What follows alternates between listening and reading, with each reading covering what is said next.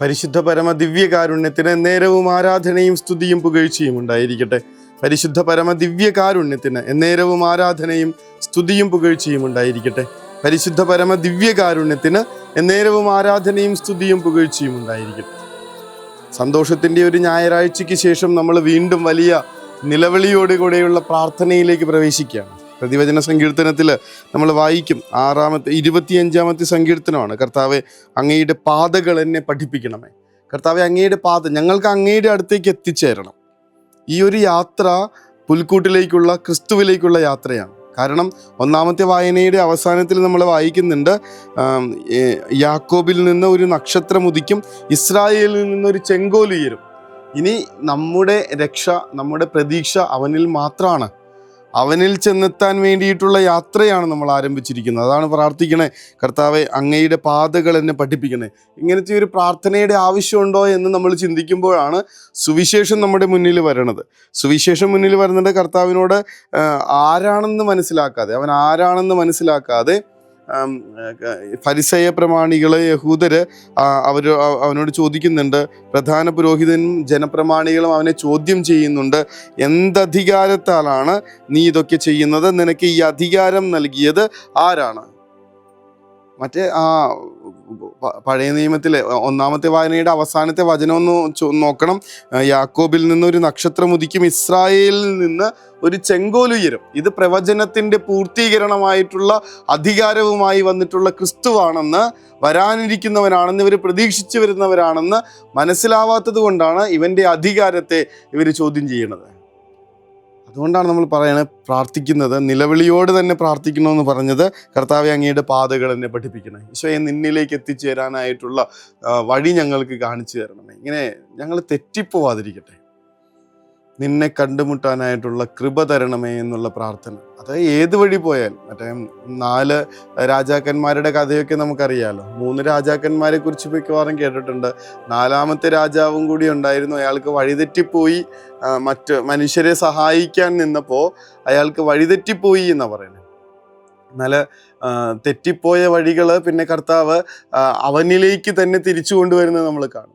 കുരിശിൽ കിടന്ന് ഈ ലോകത്തെ രക്ഷിക്കുന്ന ക്രിസ്തുവിനെ കണ്ടുകൊണ്ടാണ് 4-ാമത്തെ രാജാവ് തൻ്റെ മിഴിയടയ്ക്കുന്നത്. ആ ഒരു ദർശന ഭാഗ്യം ഞങ്ങൾക്ക് നൽകണേ എന്നുള്ള, അതിനുവേണ്ടി ഞങ്ങളുടെ വഴികൾ ഒരുക്കണേ എന്നുള്ളതാണ് നമ്മളുടെ പ്രാർത്ഥന. കർത്താവെ, ഞങ്ങൾക്കറിയാം നീയാണ് ദൈവം, നീയാണ് വരാനിരിക്കുന്നവൻ, നീയാണ് പ്രവാചകന്മാര് സഹസ്രാബ്ദങ്ങളായി ഓർമ്മപ്പെടുത്തി തന്ന വരാനിരിക്കുന്നവനെന്ന ഓർമ്മപ്പെടുത്തലോടുകൂടെ ഞങ്ങൾക്ക് മുൻപിൽ അവതരിപ്പിച്ച ദൈവപുത്രൻ. യാക്കോബിൽ നിന്ന് ഒരു നക്ഷത്രം ഉദിക്കും, ഇസ്രായേലിൽ നിന്ന് ഒരു ചെങ്കോൽ ഉയരും. കർത്താവെ, അങ്ങയുടെ പാതകൾ എന്നെ പഠിപ്പിക്കണമേ. അങ്ങിലേക്ക് എത്തിച്ചേരുന്നത് വരെ കർത്താവെ, എൻ്റെ ആത്മാവ് എത്ര അസ്വസ്ഥമാണ്. ഈ യഹൂദ പ്രമാണികളും ജനപ്രമാണികളും ഫരിസേയരും സദുക്കായരും ഒക്കെ എത്രമാത്രം അസ്വസ്ഥരായിരുന്നു എന്ന് കാണണം. കർത്താവിൻ്റെ ജനനം കൊണ്ട് ജെറുസലേം മുഴുവനും, ഹെറോദേസ് രാജാവ് മാത്രമല്ല, അവനോടൊപ്പം ജെറുസലേം മുഴുവനും അസ്വസ്ഥരായി എന്ന് നമ്മൾ വായിക്കുന്നുണ്ട്. അവനെ തിരിച്ചറിയാത്തത് കൊണ്ടാണ്.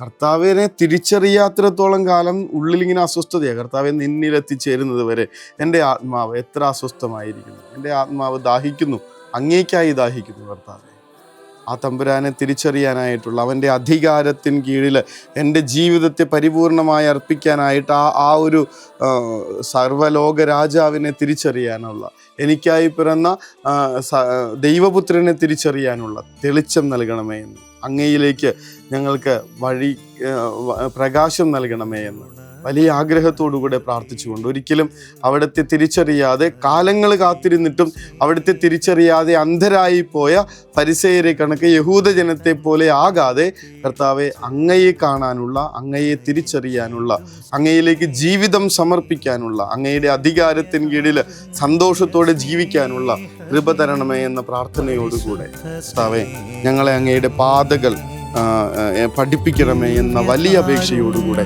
ഈശോയുടെ ആശീർവാദത്തിനായി പരിശുദ്ധ സ്നേഹമേ, പരിശുദ്ധ പരമദിവ്യകാരുണ്യമേ, അനന്ത സ്നേഹമേ, പരിശുദ്ധ പരമദിവ്യകാരുണ്യമേ, അനന്ത സ്നേഹമേ.